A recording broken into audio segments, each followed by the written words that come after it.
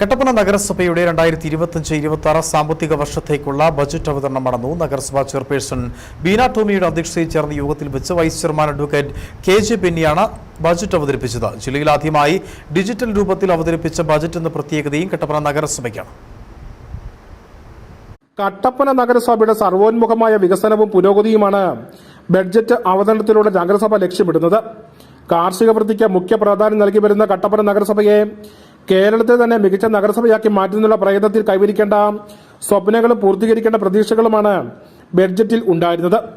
2025-26 വർഷത്തേക്കുള്ള ബഡ്ജറ്റ് എസ്റ്റിമേറ്റിൽ 5,26,52,700 രൂപയുടെ മുന്നിരിപ്പും 96,06,49,803 രൂപയുടെ വരവും ഉൾപ്പെടെ 101,33,2,503 രൂപ ആകെ വരവും 93,43,29,703 രൂപ ചെലവും 7,89,72,800 രൂപ നീക്കിയിരിപ്പും പ്രതീക്ഷിക്കുന്ന ബഡ്ജറ്റാണ് നഗരസഭ vice chairman advocate K J. Benny അവതരിപ്പിച്ചത്. ഇതില് ആരോഗ്യ, കാർഷിക, വിദ്യാഭ്യാസ, മാലിന്യ സംസ്കരണ മേഖലയിൽ ഏറെ പ്രാധാന്യമുള്ള ഒരു ബഡ്ജറ്റാണ് ഇന്ന് അവതരിപ്പിക്കപ്പെട്ടിട്ടുള്ളത്.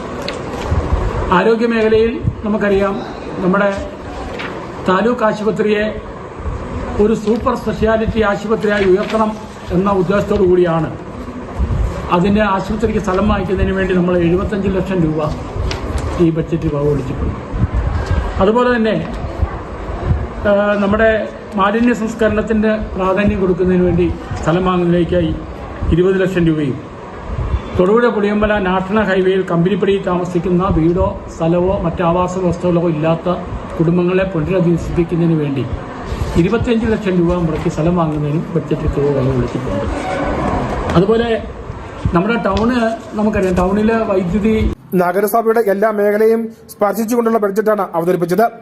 നഗരസഭയുടെ കാലാവധി തീരുന്ന സമയത്ത് പൂർത്തീകരിക്കപ്പെടേണ്ട വിധത്തിലുള്ള പദ്ധതികളാണ് ആവിഷ്കരിച്ചിരിക്കുന്നത്. ബഡ്ജറ്റ് അവതരണ യോഗത്തിൽ നഗരസഭാ കൌൺസിലർമാർ, ജീവനക്കാർ തുടങ്ങിയവർ പങ്കെടുത്തു.